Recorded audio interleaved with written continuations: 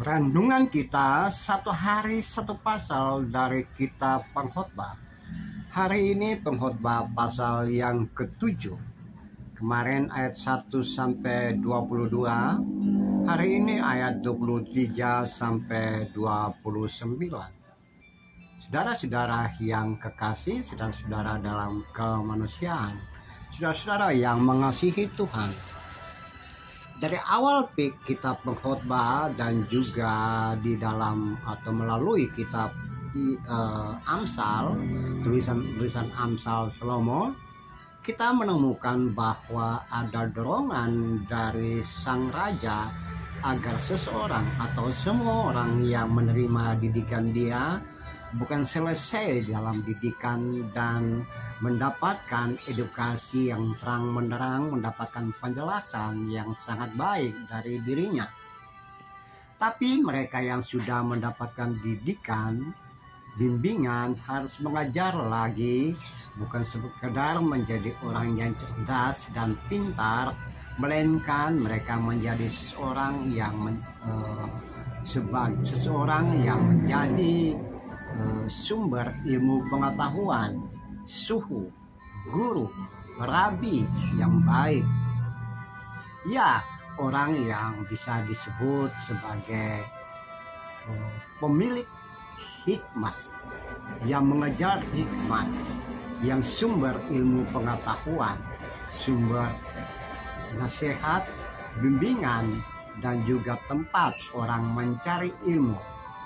Nah, orang tersebut harus melengkapi diri dan berbagai macam ilmu pengetahuan, sosial, masyarakat, politik, kemanusiaan, diri sendiri, tentang manusia dan segala sesuatu.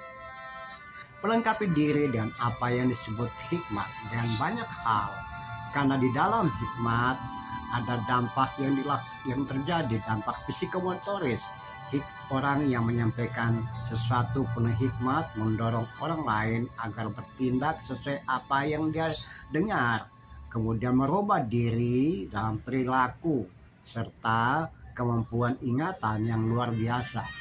Nah, tapi pengkhotbah juga memberi peringatan bahwa pengajaran hikmat bisa juga mengecewakan. Mengapa mengecewakan? Ketika mengajar hikmat dan menemukan hal-hal dalam hidup dan kehidupan sehari-hari, maka di sana juga terdapat ketidakadilan, penyimpangan, dan bisa saja orang yang melakukan pencarian tersebut akan bertemu dengan hal-hal yang tersembunyi di balik apa yang terlihat dan terbuka di hadapan publik.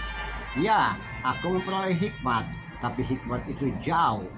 Ya, aku menyelidiki sampai jauh, sampai dalam, sampai penyebab utama dari segala sesuatu yang terjadi dalam hidup, dan ternyata menemukan hal-hal yang justru jauh dari apa yang terlihat.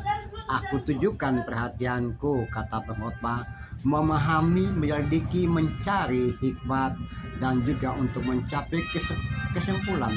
Ternyata di balik apa yang terlihat dan terungkap itu ada kefasikan, ada kebodohan, ada kebebalan dan kegilaan. Ya, ada banyak hal yang tersembunyi yang tidak terlihat. Ketika orang tidak mencari dan menemukannya, maka mereka juga tidak menemukan seperti itu.